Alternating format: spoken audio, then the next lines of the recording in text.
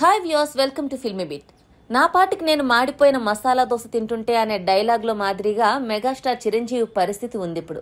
దాసరి మరణించిన తర్వాత సినీ పరిశ్రమకు పెద్ద దిక్కుగా ఉంటూ ఆయన సినిమాలేవో ఆయన చేసుకుంటూ వివాదాలకు దూరంగా ఉంటున్నారు. ఆయనది దాదాపుగా 50 ఏళ్ల సినీ జీవితం. ఒక లెజెండరీ పర్సనాలిటీ.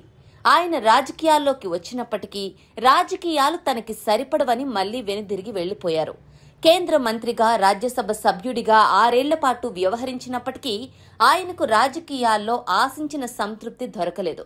ప్రస్తుతం తన మానాన తాను సినిమాలు చేసుకుంటుంటే ఆయన మీద బాలయ్య అసెంబ్లీ వేదికగా చేసిన సెటైర్లతో చిరు మనస్తాపం చెందారని అంటున్నారు. అందుకే వెంటనే ఆయన ఒక లేఖ విదేశాల నుంచి విడుదల చేయాల్సి వచ్చింది. అందులో పూర్తి సమాచారం కూడా ఆయన రాసి మరీ మీడియాకు వదిలారు. అయితే చిరు విషయంలో బాలయ్య మాట తొలిన సమయంలో జనసేన పార్టీ మంత్రులు, ఎమ్మెల్యేలు అందరూ అసెంబ్లీలో ఉన్నారు. అయినా ఎవ్వరూ కూడా ఒక్క మాట అనకపోవడం ఇప్పుడు వైసీపీకి అస్త్రంగా మారింది. జనసేన ఎమ్మెల్యేలు ఎవరైనా కనీసం మీడియా ముందుకు వచ్చి ఇది తప్పు అని అనకపోవడం ఇప్పుడు చర్చకు తెరలేపుతోంది. ప్రజారాజ్యం కొనసాగింపే జనసేన అని ఒక సందర్భంలో మెగాస్టార్ గొప్పగా చెప్పుకొని పార్టీని ఓన్ చేసుకున్నారు.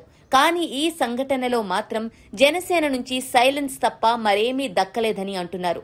అందుకే మెగాస్టార్ తనకు తానే స్టాండ్ తీసుకోవాల్సి వచ్చింది అని అంటున్నారు. మరోవైపు బాలయ్య పరిస్థితి కూడా ఇంచుమించు అలాగే ఉంది. ఆయన తప్పుగా మాట్లాడారా లేక ఆవేశంతో మాట తూలారా అన్న విషయాన్ని పక్కన పెడితే టీడీపీ వ్యవస్థాపక అధ్యక్షుడు కుమారుడు, హ్యాట్రిక్ ఎమ్మెల్యే, సీఎంకి భావమరిది, మరో కీలక మంత్రికి మామ అయినా కూడా ఆయనకు సైతం పార్టీ నుంచి తగిన మద్దతు దక్కలేదని గుర్తు చేస్తున్నారు.